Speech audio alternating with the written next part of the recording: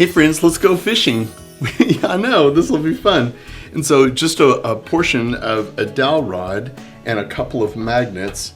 Of course you want to attach those. I like this colorful tape, so I'm using it today. But you want to put a couple of magnets together. These pellet magnets you can get at hobby stores, and I would just say go ahead and get a bunch of them, because you'll use a whole package of them. Don't just buy a few. All right, so I'm going to add that by just wrapping it around both of those and the twine, the string, whatever you choose. And then on this end, I'll add the other part. So that's pretty easy. So, fishing pole complete. All right, now these little fish are the cutest. Let me show you. So here's a little blue one. Here's a little pink one. And so I think we're gonna need a little green one.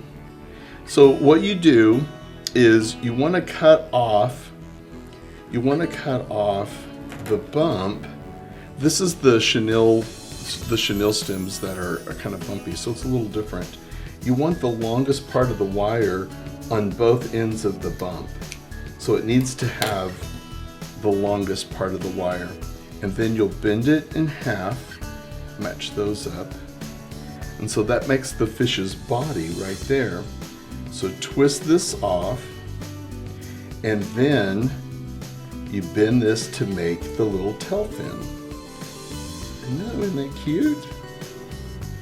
So bend it around. And the kids can do this really easily, probably easier than Mr. March's big fingers. So that makes the tail fin. And then you can glue on these little wiggle eyes on each side. And so now you could play this with different games. You can do review games with it, or like the answers are attached to the fish, or maybe a Bible skill game and you're trying to match up which book of the Bible or divisions of the Bible or even Bible verses. But the actual magnet will hook onto the fish because of the wire inside the chenille stem.